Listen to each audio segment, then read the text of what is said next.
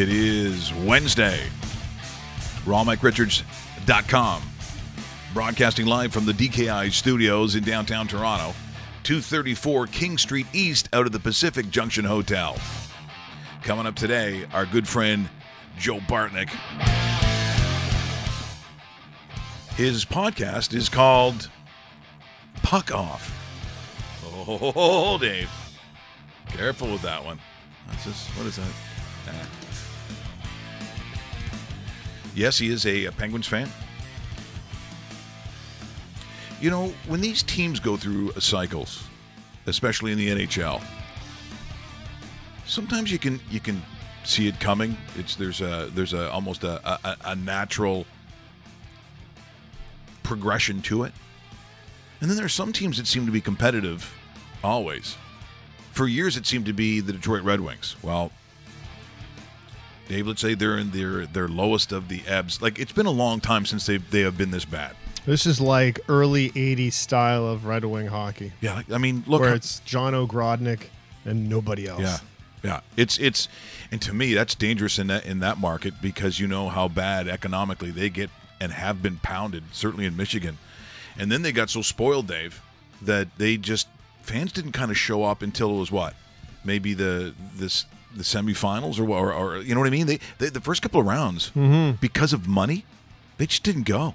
It's funny, though. It's like we saw that with a couple other buildings this year, you know, fast forwarding it into 2018. Ottawa last year had a hard time filling the building. The Winnipeg Jets at times during the playoff run had a couple empty seats in the conference finals. See, financially speaking, that surprises the hell out of me. Like of all the markets who are showing up, and look, it's Western Canada. Something's going on in Western Canada. You show up. It's in their nature. But you're saying now. Here's the other thing too, and we'll get to it. I was thinking about this today as I was coming in on a miserable drive. By the way, you know the cyclists, the fun guys on the bicycles. Christ, do I hate you! If I had a cattle prod, flamethrower, one of those Batman kind of cars where I hit a button and you just evaporated, I'd be doing it. Bike lanes are against God. Just keep that in mind.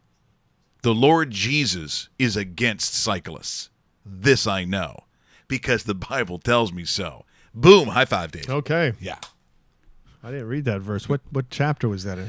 It's in Philogedians 17:5. 17:5. Yeah. Oh, interesting. Yeah. Okay. Sometimes in baseball games, you'll see guys with that. Yeah, you do see that behind home plate. They're always trying to get that attention of that camera. I know. Smart move, though, right? The shirts are popular, too. I don't know why I was thinking about this. I have not looked at the futures for the Stanley Cup. Okay.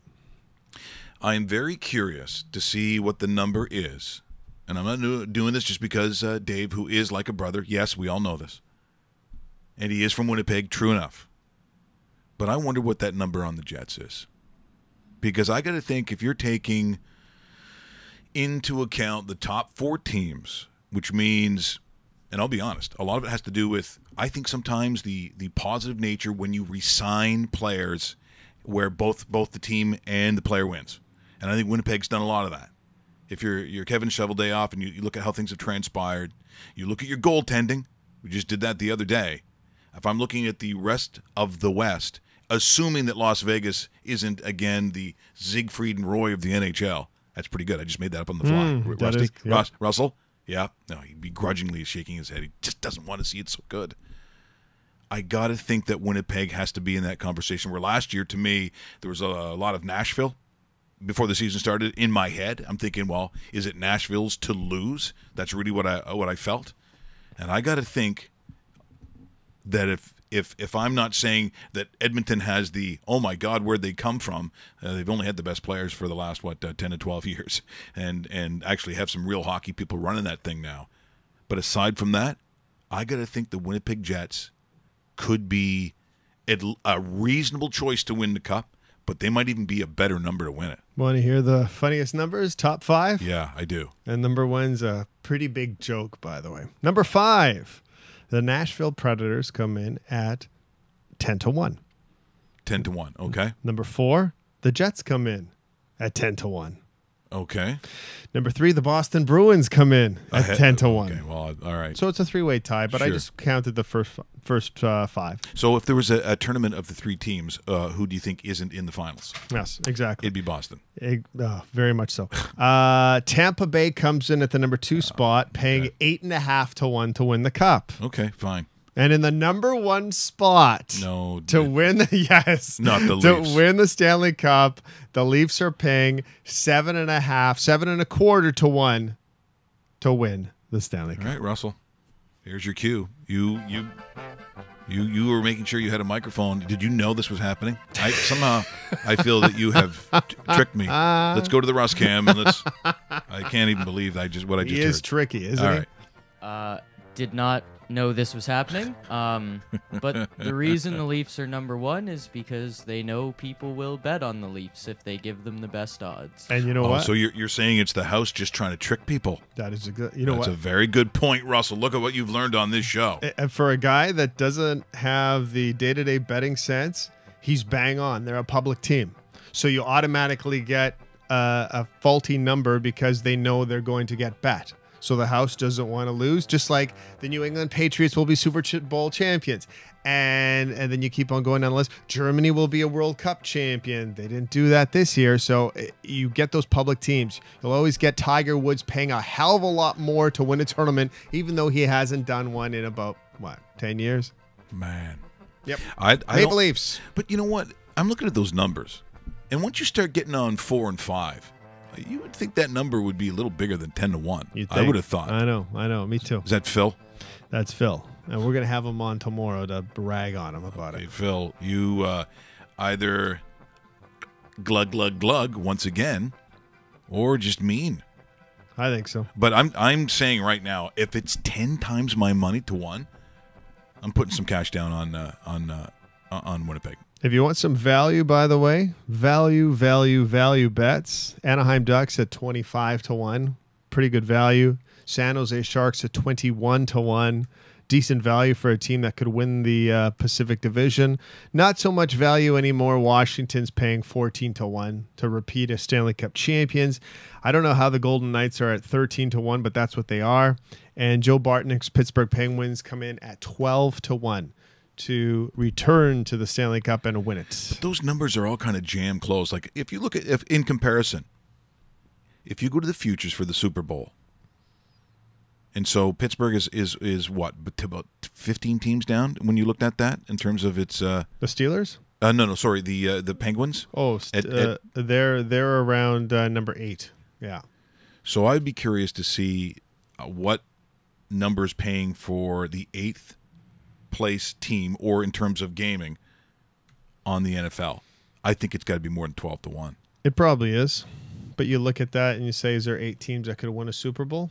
I think the Super Bowl is kind of you have that collective group of 5 teams, and not too many people are betting outside of it. By the way, Sports Interaction betting the 5 lottery teams in order: Detroit, Ottawa, Arizona, New York Islanders, Vancouver Canucks, Montreal Canadiens are your top 6, vying for those 5 lottery spots. I think we're going to see Montreal Canadiens in that group. Well, and here's what I'm going to find interesting. And 3 out of those 6 teams are in that crappy Atlantic Division. Okay. Who has the out-and-out balls to just tank openly? Of those organizations, because some of them, I got to think in Montreal, I don't think I've ever heard a Montreal venue. So whether it was the old Forum, where tanking it wasn't even a phrase, but now at that Bell Center, or the Centre Bell, what would it be like if they start putting out their AHL product players that they'd be hell to pay? I just don't know if they have the ball. But of those groups, is there a team that Arizona Coyotes? Yeah, it's like we got nobody here anyway. So see, I think you're right. Let's keep on doing. Because even in Vancouver, they're going to have a problem. Yes, and they shouldn't. Because look, they did it here in Toronto, but I thought in terms of the tank, they did it in. It was obvious what was going on. It was obvious what they wanted to get to, and yet they were giving guys time that And this is really what I think is the most important when you start looking at the Shanna plan, when you start looking at Maple Leaf Sports and Entertainment, if you want to put it that way. They started getting some of these players and saying to them, if they, in coming to Toronto, like, you're not going to stay, and we're gonna put guys on the ice that aren't going to win. But if you come and take those shifts from us, we'll get you. We'll put you on a better team. You are going to end up on a better team if you can come and do this to us, and that's our promise. And guess what? Almost to a man, that all happened. They moved players, and those players all went to better teams. So once you start looking like your word is valuable, that it is genuine, that's when organizations, and I'll be honest, agents, and that whole world there goes, you know what? If I'm talking with, well, now I guess it will be Kyle Dubas, but if you're looking at, talking to Shanahan and so on, they will take their word at face value, and that's not true of all organizations, and that's what kills them. So I think that when you, if you're Vancouver, if you're a Canuck fan, what do you think is going to happen? You're going to go out there and try the best you can and end up third from the bottom? That's a waste of time. Yeah. Now you're in no man's land. And out of those 6 teams, it's in the mega best interest for the Ottawa Senators not to lose a game this year, even in February, March, or April, because that draft pick has been handed over to the Colorado Avalanche, and Nathan McKinnon, they wish, the Matt Duchene trade. Right. So right. They forfeited this year's pick, so they have to give up this next one. It could be a lottery pick, could be the first overall pick. I wouldn't be surprised if Ottawa was the worst team in hockey next year. And there's nobody happier than that, than every single Avalanche fan listening, which is 36. 36 people right now are listening that are Avalanche fans. Ron Mike Richards. Who's Colorado? Who's the Colorado fan that we knew? Ank Kundi. Ank. Yeah. Ank Jorgensen. That's right. That was, well, how could you even, I don't get that at all. By the way, things that we may not get, and there's really no music for this, but I'll use Russell's music because it seems a little bit fitting. The picture I sent you last night, Russell. So yesterday on Twitter, probably the strangest Twitter I've seen on my account that didn't have to do with porn stars or people betting on celebrity deaths. The way in which you, and we can show it, that you should unroll what the toilet paper roll should look like. Does it come under? Does it go over the top? Or, as someone has put there, just hanging loose where you just got to grab the whole roll by your hand and do it yourself? So is it under or is it over? This came from Buffalo Phil. Geez, I didn't mean to cause all this problem. Yes, you did. Because I said, for me, it's got to be under. Because if it's over, I think you're a psychopath. Really? Yeah. Because my wife gets mad at me when I put it under. She has it over. And I when I see a toilet paper need changed, I stick it in, change it, and I leave. I don't even realize that it's under or over. Well, apparently it was a big thing yesterday. So, yeah, because I have the ability to roll toilet paper either way. I don't know if it's just because I'm so great, but I can do it. People have always said that about you in the bathroom. Thank you. They've always said that. He is unbelievable. He's paperless or whatever. Yeah, I got to have it under. I got to see that under. If I'm in a hotel, just do. Now, they do it the other way sometimes because they put their little sticker on it. Does it bother you? Does it bother you if you're in will you change it? Yeah, I'll change it. Really? Yeah. Well, I also have some things going on where I kind of need it to be a certain way. Fair enough. Because I got to be honest, the old ostomy bag. Oh, that's a barrel ostomy. Like, what are you doing it over? Like in the restaurants or bars where you just pull and it's impossible. Yeah. That's not good news for Mike. No. Because usually it's got to be one hand and yeah. Russell, what about you? And be honest, I think he's thinking about it right now. Over. Yeah, I knew you'd be an over. I could see that one. So tweet us. Ron Mike Richards, under or over, courtesy once again of Buffalo Phil. What is the proper way to do it? I say under. Dave said he doesn't care. And little Dexter over there said he needs to see it over. Or he will just lose it. That's what I'm saying. over is time for the psychopath.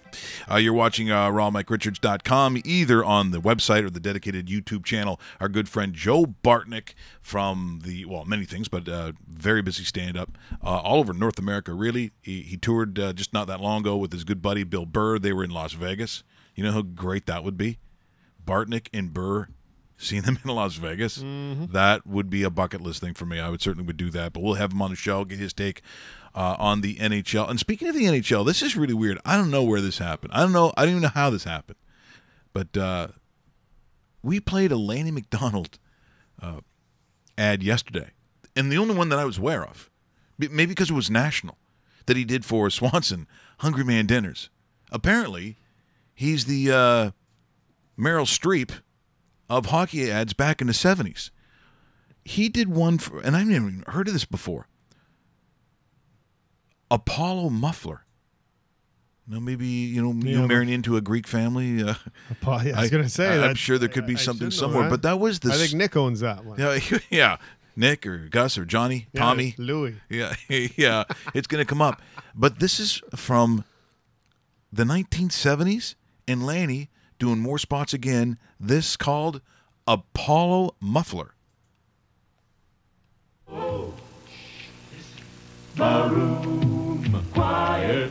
We're a motorized city, and our vehicles are very important. That's why Apollo Muffler is fast, thorough, and completely guaranteed. From mufflers to our new brake service, we guarantee to keep you running. So where do I take my car? I thought you'd never ask. Oh, boy, Lanny. Oh, he's dancing. Oh, and I guess technically singing. I've never seen that ad before. I really have no words for that. I really, when I get to Calgary again, I think I'll be there in a couple of weeks. I'm gonna have to ring him up and go, what's going on? Yeah. What are you doing? So maybe Michael Jordan wasn't the first one to brand himself. Because I'll tell you what, don't you think McDonald's should do a commercial with McDonald? And I said, well, where was that? I'm pretty sure that never happened. Well, also courtesy of one of our the right Mike Richards Army in Calgary, long-time Hall of Famer for everything, the Prince of Tuscany. He's the one who did all the Photoshop stuff. Unbelievable. He goes, you mean you never saw McDonald on McDonald's? I went, no. Well, here it is. There's nothing like the taste of McDonald's. Mac taste. Nothing. Quarter pounder taste. Nothing. French fry taste. French fries. There's nothing like the taste of McDonald's. There's no other taste you keep coming back for. Every Saturday. McDonald's. How did they make them taste so good? McDonald's and you. Mac taste McDonald's and you. No, I've never seen that one. It makes a lot of sense too. They never referenced the names though. I thought for sure they'd.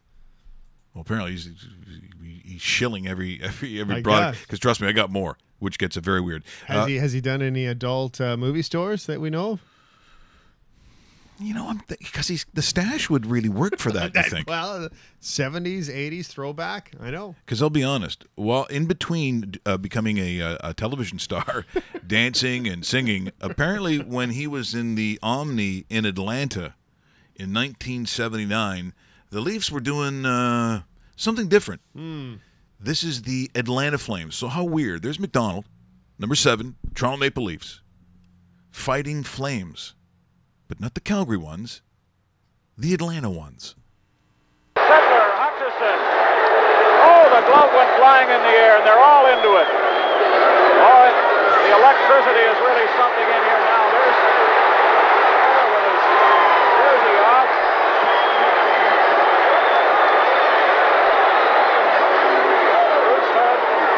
Lanny should turn around and go, and the camera zooms in on him. When I get my car fixed, I can go Apollo. I can go Apollo Muffler. I'm surprised how loud it is considering the era. So if this is 1979, all over the ice. The team's about to leave. They're about to head out the exit. Yeah, they're packing up the semis to head northwest. Now I used to like those. I love those jerseys. I have to ask Chris Creamer from what was it, Logo Net? You got it. We could have him on before the start of the season. Yeah, we should. Those unis right there, those away. And once again, when away was the dark uniforms, which Yes. I think it should be, those were awesome unis. Agreed. That Sittler still going out. The Flames logos. Oh, wrestling's on the 27th. Did you see that? Woo! How about that? I don't know how the Atlanta Flames have that extra man on the ice, but they do. That's Gary. Gary Dornhofer. I recognize that voice. Very nice. And that logo at center ice, outstanding. Yeah, I love both of those jerseys. That's my favorite Leafs jersey, but the white version of it.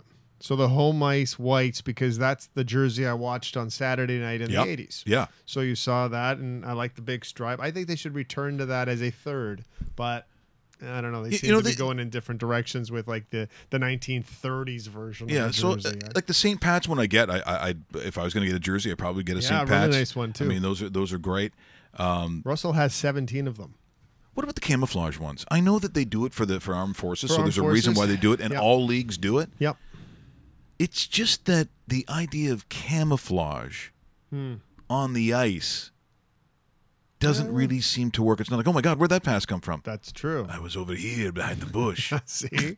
Maybe the NHL doesn't allow it because it'd be very suspicious when the puck all of a sudden is in the net. It's like when you watch baseball, he's caught for stealing. Where did the second? Oh, camouflage night. And you know who does that a lot? The San Diego Padres, which is a last place team.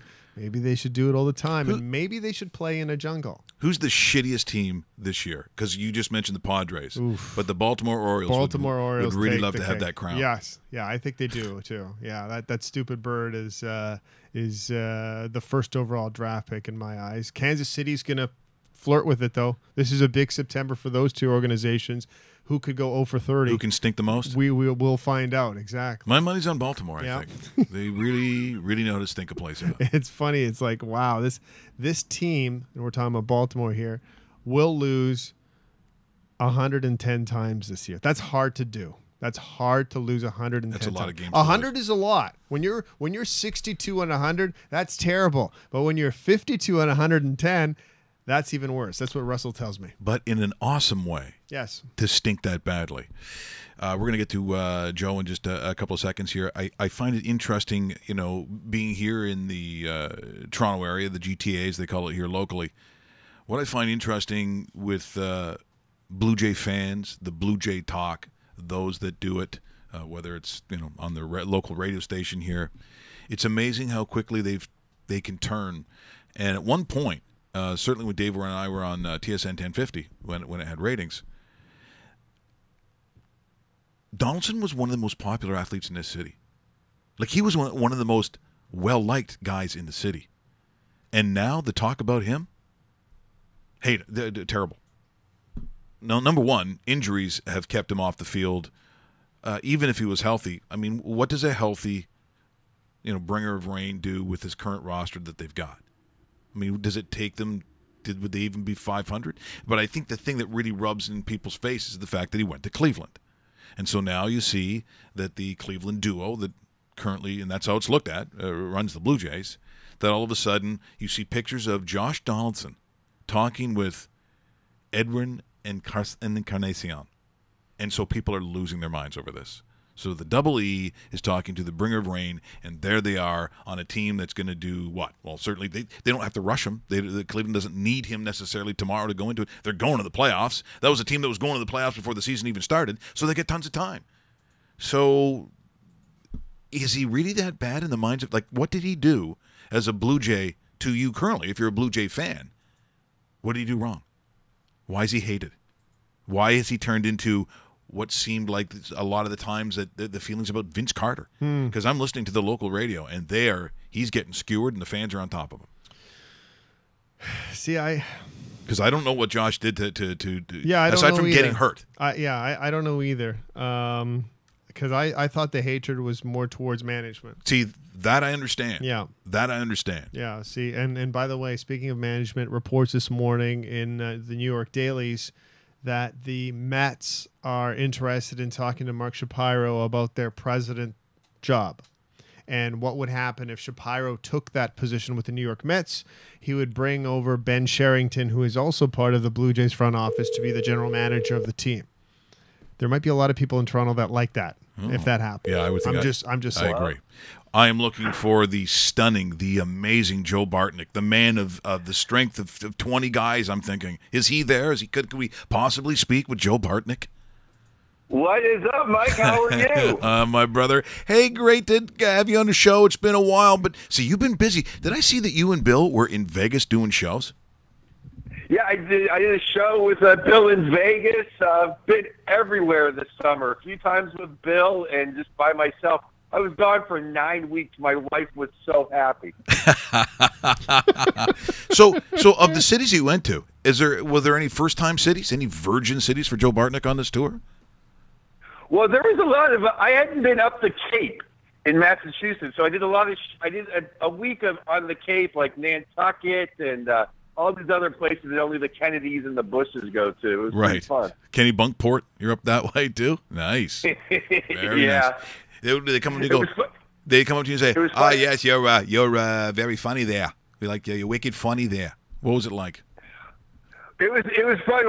It was funny because the one time there was a huge storm coming up the Cape, and they're like, "Well, we're not going to let you. We might shut down the harbor." And I go, "Oh, okay. Well, then I guess the show's canceled." They go, "Well, no. Then you get on a plane." I'm like, "What?" I'm not Leonard Skinner. I'm not famous enough to die in a plane crash. Yeah, which makes total sense. There's a horrible storm coming. Let's everyone get on a plane. This is the same thing as JFK Jr. This is that problem. Don't go on the plane. I'm pretty sure. I mean, I'm a good swimmer with a life jacket. I can probably swim to the Cape. I can survive a boat crash. I'm not going to survive a plane crash. Okay, well, let's talk about crashes in the NHL coming up this year because we just went through some of the, I said we're gamblers, so we look at the futures, and I can't believe how high up they still have Las Vegas. Are we saying the Golden Knights could even come even remotely close to what they did last year? I just don't see it. Well, I don't think last year. I didn't actually check on the over/unders on the what is their win total. I'm sorry, I didn't do the homework. I thought we were talking goalies, but that's okay. No, we'll get to that. We'll get to that in a second. I'll throw them to you. I'll throw them to you in a second here. I'll look under my futures. By the way, sportsinteraction.com. In partnership with Ron Mike Richards. So the win total for the Vegas Golden Knights. Okay, they don't have win total, Joe. They have point totals. So they're okay. Sure. Their point number is at 96.5 points. And just isn't that the perfect over/under? Yeah. Well, it's supposed to be, Joe. Just to put some light on that. In that same division, the Los Angeles Kings are at 93.5 points. The Anaheim Ducks are the same as Vegas at 96.5 points. And my odds-on favorite to win that division, the Pacific we are talking about here, the San Jose Sharks, 1 point better at 97.5 points. Well, I hate to sound vanilla, but that sounds just about right to me. I think the Kings are I think the Kings are going to take a dump this year. I think getting Kovalchuk was a mistake. You don't think there's gas in that tank, eh? I'm not saying the personality. The personality sucks, but hey, you know what? The Sharks tried to outdo them by re-signing Evander Kane, so they have problems there too, right? Well, I think Kane came on last year for the Sharks, and I definitely like the Sharks' defense better than the Kings' defense. They still haven't addressed their defense, the Kings, and they've lost a couple. I mean, the kid, Folin, that went to Philly, he'll probably be Philly's third best defenseman. And for some reason, he couldn't find a spot in Los Angeles. I didn't like Kovalchuk in the Olympics. If he's not going to play hard for his commie brothers to win a fake gold medal, you think he's going to play hard in Los Angeles where he goes, hey, I'm going to pick between San Jose and L.A. because they have the best golf courses. I mean, what a joke. You know what the Kings didn't need? They didn't need to get older and slower. And that's what happened to him. Yeah, and you know what? That's amazing to think that, because that was the knock on them even last year, that they just play hockey that was played in another era, where you try to slow it down, you play a little more physical. It's never a track meet, and clearly the pace last year in that first round of the play, it just killed them. Yeah, Mike and Dave, what do you think of this though? Schmidt is out 20 games, Big. the first 20 games. Now, does that pull the trigger on Erik Karlsson coming to Vegas? Oh boy, if it does, then you could put them in the driver's seat for first place in that Pacific Division. That could be, right? Yeah, I mean, I think 96 is fair for Vegas, because I think they're still going to be good. They're still going to have Flower. They're still going to have Gallant. I love the fact that they got Stastny. And I don't think James Neal was, he's James Neal. He's going to have a great year and then slow it down and enjoy himself for a year. So I think getting rid of Neal was okay. And and the guy they sent to St. Louis, please, he was a healthy scratch in the finals. I don't think they're missing him. So I think St. Louis will be right. I think Vegas will be right there. Now, NHL.com. So they've done their NHL Network rather. Yep. So their top 10 list, and now everyone's into the top 50. I'm like, Jesus Christ, 50. Come on, can't do it. 50 takes too long. I don't even care who's. Even if I was the player, I was like, oh, I'm 32. Yeah, whatever. Put me in the top 10. That number makes sense to me. You saw that goaltender list, and I understand you were seething. You were burning, Matt. You were volcanic over this list. Okay, Michael, are you kidding me? Bobrovsky's the number one goaltender. He's never won a game. Are you kidding? He's never won a game that's mattered. It is absolutely ridiculous. There's guys not on that top 10 list that Columbus, that John Davidson would give a piggyback ride to from the airport if they come play for him. You're telling me that the three hockey fans in Columbus would not rather have Corey Crawford in net in a game that matters than Bobrovsky? Or how about Matt Murray? You know what? Those guys don't care about the criticism, because, to quote Patrick Law, they both have 2 Stanley Cups in their head. Are you kidding? Bobrovsky's terrible. I think they're looking at it from a fantasy perspective, Joe, because I was looking for an answer and I couldn't really find one. I know he's always rated the number one goalie because he'll get 8 or 9 shutouts during the regular season, but probably not the guy, as you mentioned, that wants to be your starter come day one of the postseason, so to speak. It's ludicrous that he's number one on any goaltender list. It's absolutely ludicrous. And the list doesn't even look that bad if you just erase his name. Yeah. And put it, and they go Holtby 1, Vasilevsky 2, Hollerback 3, Quick. The list is not bad after that. I just can't understand what people see. I think the NHL.com had a bunch of interns from Columbus this summer. Well, they've got Carey Price at number one, which generally I don't have a problem with, I think, sometimes. And there have been moments over the last several years when he's healthy where I think he's actually been the best player on the planet. Like, I would take him number one overall. He's going to have a real problem, though, trying to keep the pucks out of the net, simply because his team this year is going to be garbage. Yeah, they're in rough shape. The other thing that's good for the Canadians right now is that the Senators are in the same division as us, so they might get a couple free wins. Bad shape in Montreal, and I don't see a way out either for them. It's like them and Ottawa. It's hard to see a way out other than, because Ottawa can't even win the lottery because their pick would be gone. Exactly. Like, it's so backwards. It is a garbage division because you add to that, the Buffalo Sabres aren't that good, and also the Detroit Red Wings will be competing for that lottery pick. It's like when you're in the Atlantic Division, you're either a Stanley Cup contender or you're a bottom feeder outside of the Florida Panthers, which are kind of in no man's land. Yeah, the Panthers are the odds-on team to maybe squeak in and get that wild card.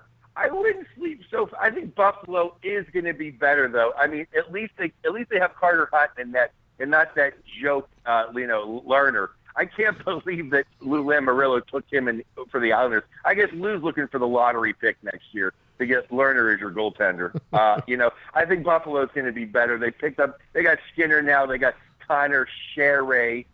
Sherry put the puck in net. I think it's a big year for Eichel. I mean, I think Eichel he has the contract. He has the wingers. Can you do something, Jack, other than looking good maybe in 3 highlights a year? Eichel's been a complete disappointment in my opinion. Mm-hmm. Well, some of these teams that we, before the season starts, you make all the sexy picks and so on. I know last year for sure that I said for the Edmonton Oilers that they would be in the conference finals. So that couldn't have been more wrong. I just wonder with that amount of talent, Todd McLennan, one of my favorite coaches in terms of his perception of what hockey's supposed to be. I do like what he does behind the bench. I think sometimes he just got so frustrated last year with having that amount of talent going nowhere. You can't. They've got to be better, right? I mean, they have to be better. Mike, we keep saying that amount of talent, and then you look, and after McDavid and Draisaitl, and then the Nuge, but now they got the Nuge playing wing. It's 3 guys. I mean, no one loves Milan Lucic more than me. He's my man crush. But Lucic is so slow. He's not even in the highlights when they show Connor McDavid celebrate.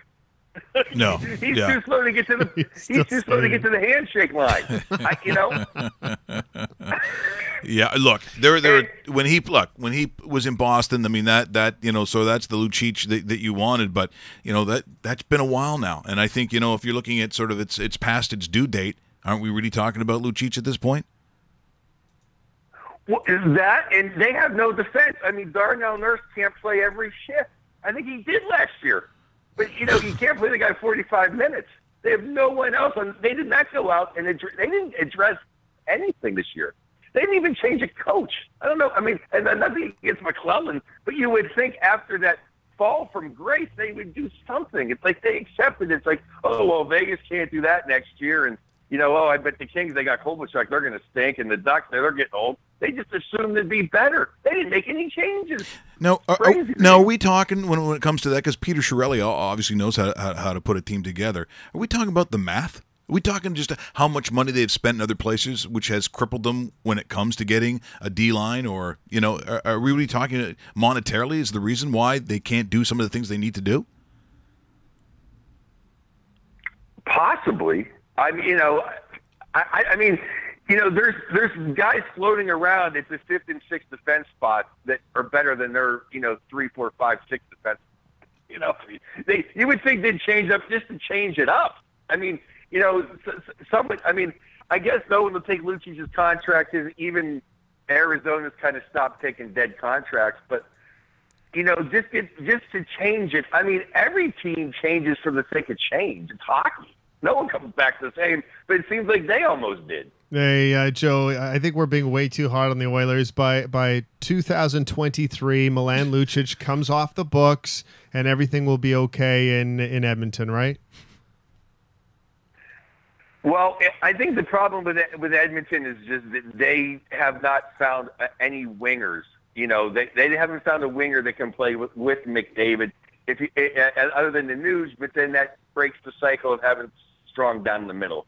So I think when they get their one winger, I think they'll be better because McDavid is a one-man wrecking crew, And I think Luch may come back. Actually, I think their offense is not as bad as I look at their defense and I'm like, what are you doing there? We're in conversation with Joe Bartnick here on rawmickrichards.com, both on the website and, of course, the dedicated YouTube channel brought to you by DKI. And we got to get to Pittsburgh. So, Pittsburgh, are they a top 5 team next year? Absolutely top 5 team in the East for sure. Overall, I think they're definitely top 10. And I think they're ready for it to climb back. I'll tell you, he was maligned. I love the Jack Johnson. Oh, no, you don't. Oh, honestly, really? Yeah, because he's a solid number 5, 6 defenseman. He's a big guy back there. He'll make some hits. He'll clear in front of the net. The Penguins needed that when they got rid of Ian Cole. For some reason, I don't know why.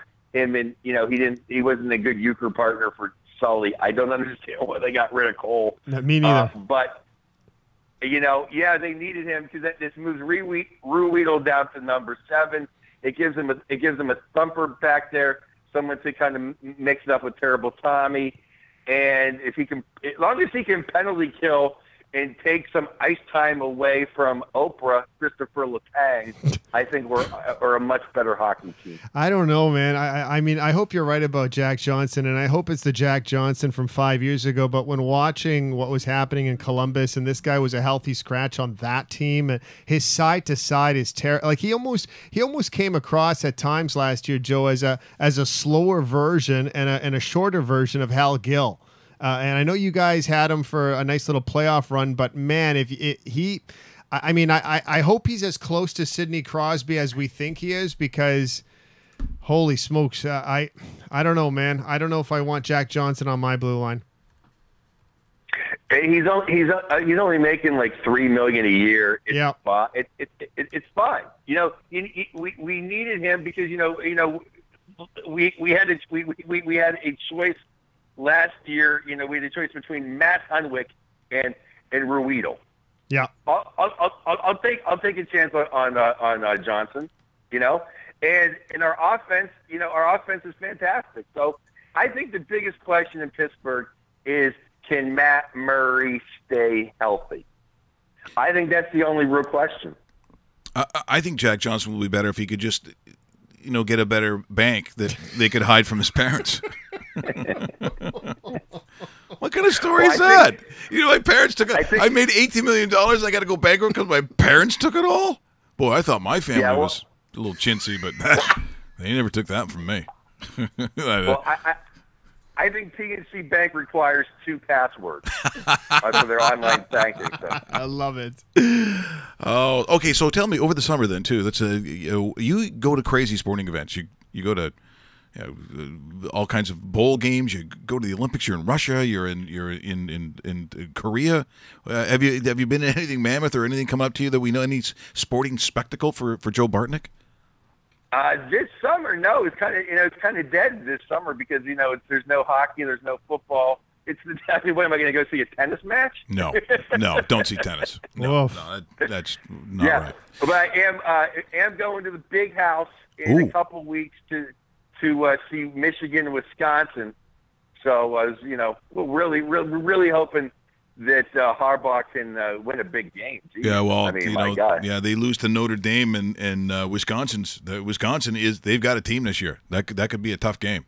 In fact, it will be a tough game. Yeah, it was just we usually we pick a game. We pick one college game a year, big game to go to. And last 3 or 4 years, we've been just stuck in hurricane season. It had a couple canceled and rain delays. So we're going to go to the Midwest this year. So there's only one place to go. Because we've been to Notre Dame, so we're going to the Big House. So that should be awesome. Yeah, it will be awesome. Very nice. You planning any trips up here? We get to see perhaps? Are you? Because we missed you last time. I think it was like St. Patrick's Day or something. I was in Calgary. Right. You were in I was in Calgary. Yeah, actually, we're planning either. I'm working with a touring company. I'm either going to come up to Canada either with the Puck Off tour, which would be me and Fraser and the great Ian Bagg, or it's going to be just a all things comedy tour with me, Dean Del Rey, and Paul Versey. So definitely going to hit Canada in 2019 for sure. Oh, beautiful. Well, when you get up here, you got a place with us. You're one of our brothers. We appreciate it. Love having you on the show. Always an open invite. Exactly. Always. And we'll talk to you again real soon, my friend. Oh, please. Let's do it all the time, man. Yeah. I love talking hockey with you guys. You guys are the best. Thanks, Joey. That's Joe Bartnick joining us here. Now, I never know where he's from. Where were we calling him today? He was in L.A. He was in L.A. today. So the Columbus Blue Jackets. Now this is obviously dated, but just get a load of this. Despite earning more than $18 million over his 9-year career, like I said, this is a little while ago, and being set to make $5 million per season through the 2017-18 season, which we just finished. Yes. At this point, so this is like 2014-15, he filed for bankruptcy in October. Yeah, I know. When you said that, isn't that the grossest story ever? It is. It totally is. I know. And now he's an aging defenseman. I think this is his last contract in the NHL. And like I said, I hope he revitalizes a little bit so he actually has something before he's kind of finished. Because you got to think mentally. Oh, absolutely. Your parents are taking your money. If you can't trust your parents, who the hell can you trust? Like even the special called, was it Bankrupt? It's the one. Yes, 30 for 30, and yes. they go through like a list of about 10 different athletes from different sports that are the Vinny Testaverde one and all that. Like it was upsetting. Well, our good friend Sean Salisbury was on there. Yeah. Oh, speaking of that, if you get a chance, and not that I'm trying to wave the flag for them or anything, but there's a really good documentary with Rick Westhead on Joe Murphy.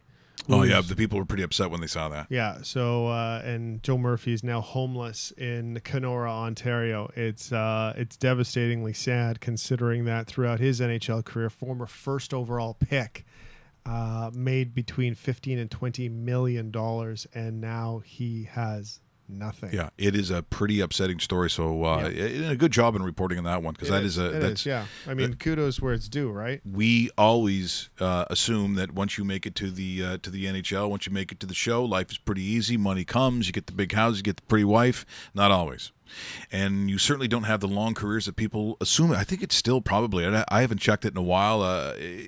It was about 3.5 years, I believe, the average length of a career in the NHL. Yeah. Now we talk about the stars all the time, and the reason they hang around is because of the stars. What about guys who just are the average player? I think it was about 3.5 years. I can't see it getting longer.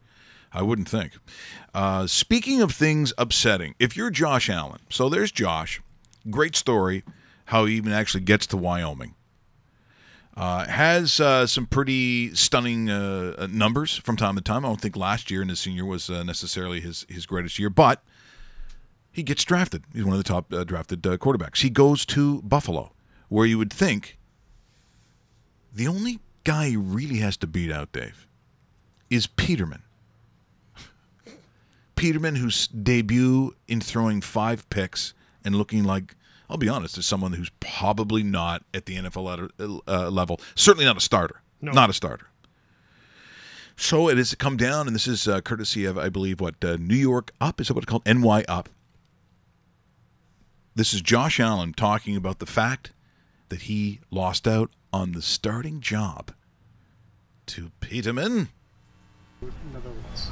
You know, I mean, first of all, I'm for the team, no matter what it is. You know, coach is going to make the best decision for the team. As a competitor, you want to play, and to not play, you know, that's going to hurt anybody's feelings. But at the end of the day, it's football. We're part of a team. I'm going to do whatever I can to help Nate and help this team win football games starting now. How was the decision explained to you?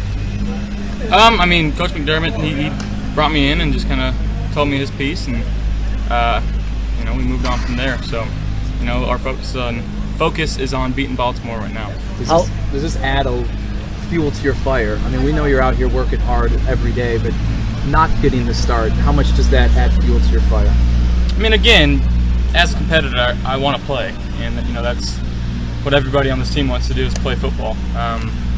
But you know, I can't do anything about it except put my head down, continue to work, give the first team defense a good look on Scout-O, and help Nate in whatever way possible. And at the same time, I got to prepare and be ready to play football in case something happens, or you know, the game of football is weird that way. So you always got to be prepared.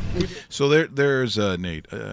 My apologies, I didn't realize they were doing the press conference while they were shooting that scene in Raiders of the Lost Ark, where the airplane was going in circles before the Nazi guy got his head chopped off. What was that noise? What was that noise? Could you not start a prop plane while we're doing a football interview?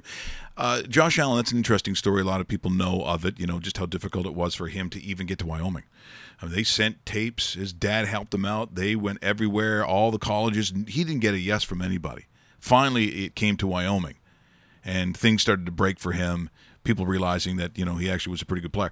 But to lose out to Nate Peterman, I think that has got to be so tough. Peterman. Now, again, you know, and I think this is true for the modern-day NFL, they just everyone assumes that these young guys come out of college, they're pro-ready, and they can just take the snap under center. I've never felt, unless you're a phenom or the true blue chip guy, it never hurts to be on the sidelines. And I'm hoping this is one of those cases. Well, the only problem is I would wish for a better quarterback than Nate Peterman. I got some good news for all you fans out there of the decision to go with Nate Peterman and how long it will actually last. Here's a look at the first 8 games that I have the Buffalo Bills playing, where they will finish off the 8 games 0-8. Well, let's go to that with our super awesome sports music. Here it goes. Okay, week number 1, they're at Baltimore against a Raven team that is supposed to be a wild card team. Week number 2, home to the Los Angeles Chargers, the favorites in the West. And then it gets a little bit tricky, Mike. You travel to Minnesota to play the Vikings. Not good. Followed by traveling to Green Bay to play the Packers.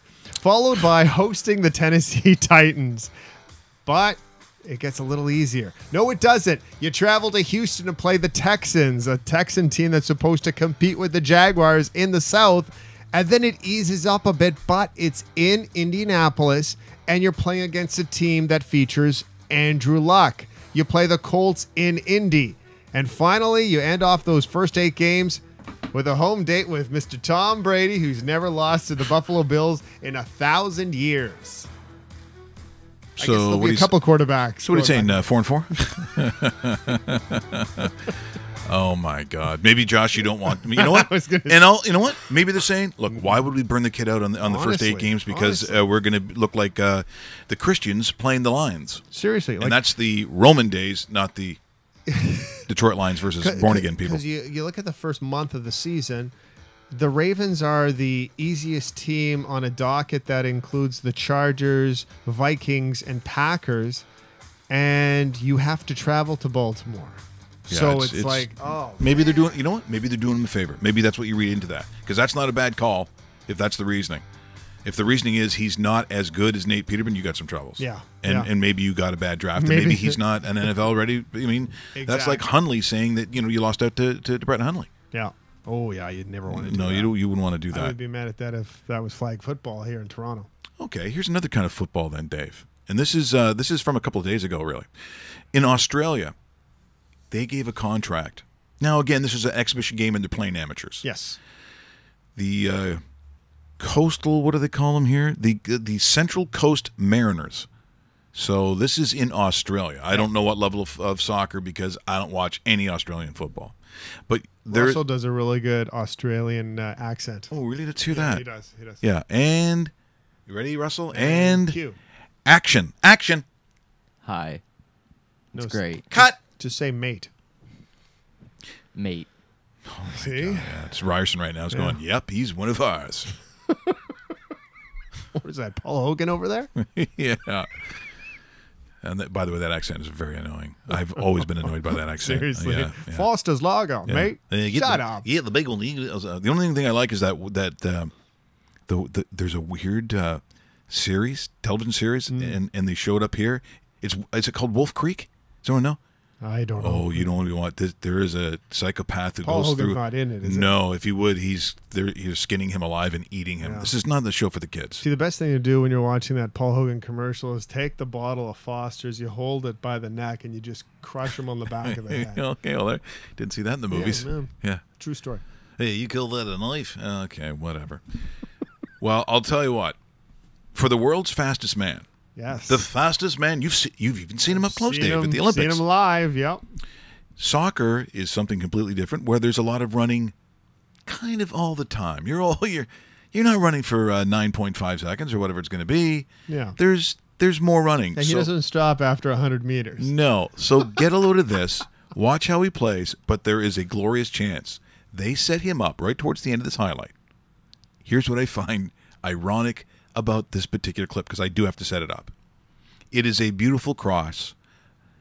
It goes through the goal mouth. It goes right through the box. And I'm actually going to say the sentence. The problem was on that play, Usain Bolt was too slow. No. Yeah, Saturday comes. Lots of excitement. Dunga day. He's also the tallest player. Is he going to catch a ball? Or, yeah. Watch this. So here he comes in. Substitution. And the fireworks. It happens on every substitution, right? little Thunderstruck, his favorite song.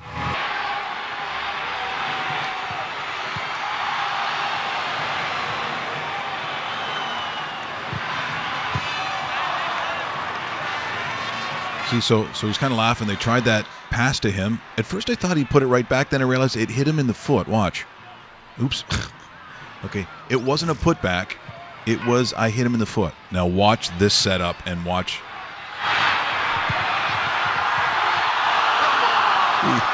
He's too slow. Usain Bolt's too slow. No. What are you doing? The world's fastest man hugging up. Well, it was good. It was what I expected. The crowd really gave me a good ovation. I really appreciate that they come out and they support. I'm really happy about that. I was a little bit nervous, but as soon as I got on the field, I think the nerves kind of went.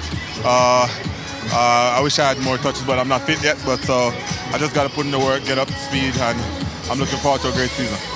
Yeah, definitely. Yeah, by the way, you cut. That's no knife. You want a big one? If he is 8 years younger, that's an NFL receiver, not a soccer player. Ronaldo Nehemiah, a lot of people know that he then transferred and played in the NFL with San Francisco, I believe, and he got crushed because he wasn't a very big guy. No, like, he was not a very big guy. This guy's a big dude. This is a bigger guy. Yeah. Like, for instance, when I take a look at certain athletes, and just comes from being the son of a coach and coaching yourself, you just look at guys. I would offer LeBron James a contract to be like a tight end. I don't know. I don't necessarily as a 1 or 2 as a receiver, but if he's over the middle, like he's as big as the linebackers. Bingo. He'd have decent speed. He could have played football. Definitely could have played football. The thing is, can he catch a ball? Yes, but can he catch a ball and get ready for a punishing hit? Yes, because now you're not doing it because he's a billionaire. Bingo. And he's older and he's not going to take that punishment. It's why some of the smarter guys, Jeff Samardzija is one of them. Yes. So Samardzija's playing for Notre Dame. He plays for the Fighting Irish. He's a wide receiver, and he's pretty good. He gets drafted as a wide receiver. But as we all know, he goes to baseball. And Great right move. now, for the last 3 years, yep. he's been terrible. He's been very terrible, and he's been making double-digit numbers. Tens of millions ago. Yeah. Excuse me. He goes, I know. I'm terrible. I don't even know. When they do those little signals, I don't even know what they mean. It's just I'm tall, I got a little bit of flow, and I get I've made $50 million. It's more than that. Yeah, you're right. That's the way to go about it. Now, before we end the show, as I said, it's like a Lanny McDonald fest. So we've seen him with Hungry Man dinners, which led to a McDonald's. How the Apollo muffler thing got in there, I don't know. But if you thought that was bizarre, get a load of Lanny's last spot here today for a company called Benzing Furs. When I found out that Ardell likes things that tickle her nose, I got her a fur coat from Benzing Furs. Benzing's 5 generations of personalized furrier experience and the finest Canadian-made fur originals made Benzing's Furs our choice. I'm sure impressed. When we're onto something good, we don't mind telling people about it. Benzing Furs, 1st Street and 7th Avenue Southwest. Lanny, you have just been replaced by my Benzing Fur. Oh, that. They sure do. You know, next time, get an actress who's alive. Career earnings, Jeff Samardzija through 12 seasons, $88.6 million. And he still has 2 more years left on his deal.